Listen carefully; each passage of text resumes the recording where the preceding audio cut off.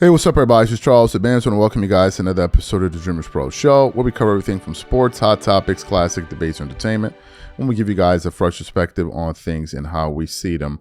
And today we got a crazy show, so let's get into it. So, yesterday, the Lakers played against arguably the dumbest team I've seen in the NBA in an NBA playoffs in a very, very long time, in the Houston Rockets. The Houston Rockets are an incredibly stupid basketball team. At a certain point, you could almost see the Lakers trying to give Houston a win. Like, come on, bro. Like, let's give them one game so we can try to make this thing look like it's competitive.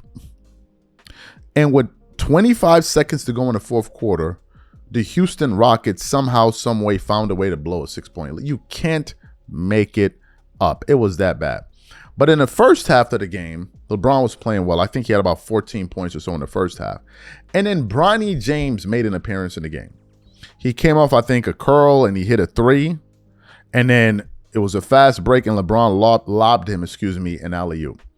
I want to put this up on here because this is what I posted on the channel. I wrote last night after that happened. I said, I have never seen anything like this in my life. LeBron James's greatness is on full display. Even his son is out there catching lobs. Bro, this series is over.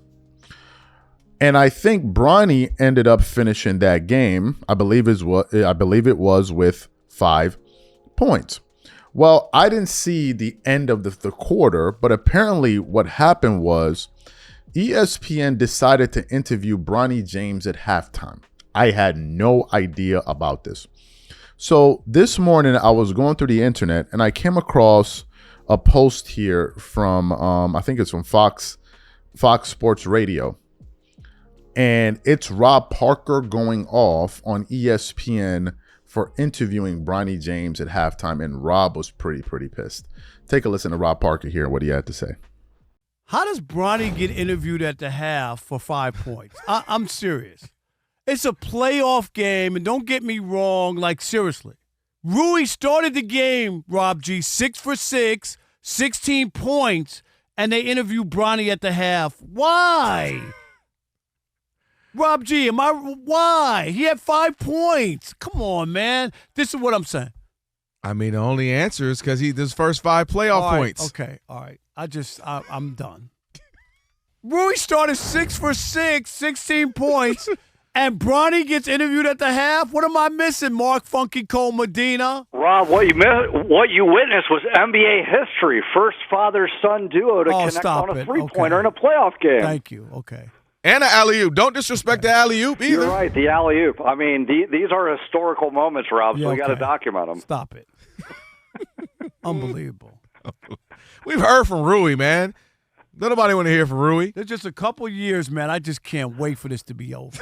How about that? I just can't wait. Can we get back to the NBA? I don't know, man. Bronny's so young. What if he becomes like a face of the Lakers? Bronny's going to retire with him. It's going to be the first time a father and son retire together. Remember that. I told you that.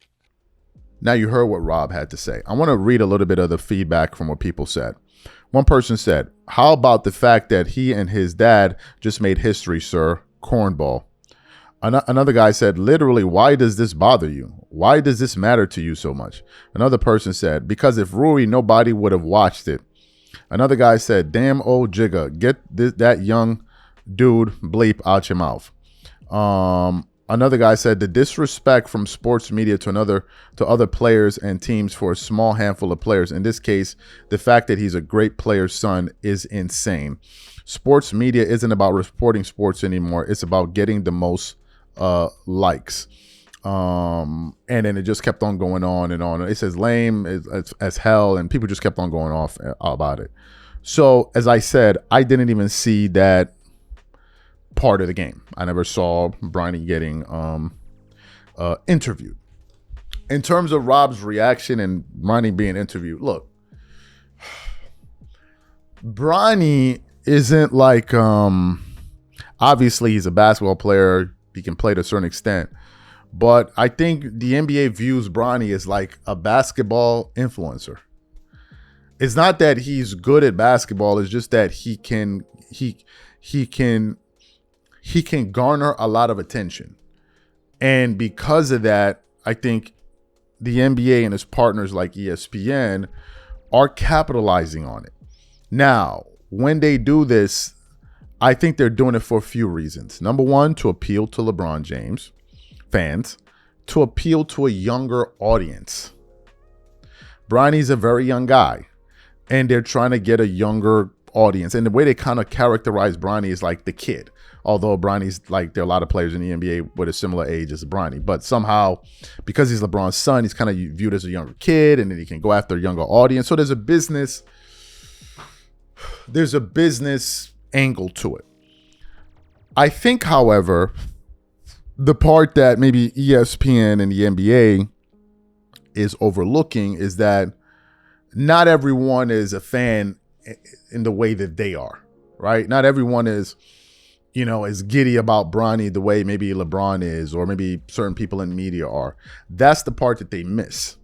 So they kind of think everybody is cool with it. Everybody would enjoy something like this, when in reality, they don't, right? And then, of course, you have the traditionalists are like, well, this guy isn't any good at all.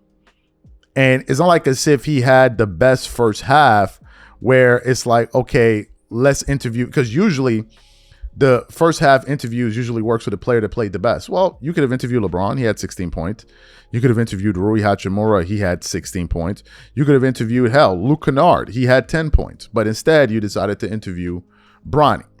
So in that moment, it wasn't about the best player or who was having the best game at the time. It was about just I guess marketing, and like they did it because they knew it was something. It wasn't about basketball at that point in time, right? It wasn't about basketball, and you have to understand that the NBA and a lot of people in media want Bronny to do well because they're fans of LeBron and all of that, right? So I think that's what took place there. In terms of Rob Parker going off, I think Rob may just be, he may be talking to a stone wall, because I feel like the majority of these people are not going to feel the way that Rob feels, or not the majority. A good amount of these people won't feel. They'll just look at it like the comments we read, and view it as hating. Oh, why is Rob Parker hating on the young boy? Why does it bother you? And blah, blah, blah, blah, blah, blah, blah. It is what it is, man. The NBA has been doing this since last year. My only thing has been, if you're going to promote Bronny this way, no problem. We understand that it's not really about basketball. It's about hype and all of that. Just don't be upset with people then when they critique him. That's the part where I'm like, if you want to promote him, go ahead. That says a lot about your league, and this is what you promote. But if he has a bad game, people should be able to talk about him. And then when you try to silence people from having an opinion about him when he plays bad, that's when I'm like, okay, you guys are being stupid now. Like, you can't even talk about him. That's why Charles Barkley made that joke. Don't make fun of Bronny because LeBron James want to appear and try to knock your head off, right? So that's my take on it. You guys let me know what you think about it in the comment section. We catch you on the next show, and I'm out. Peace.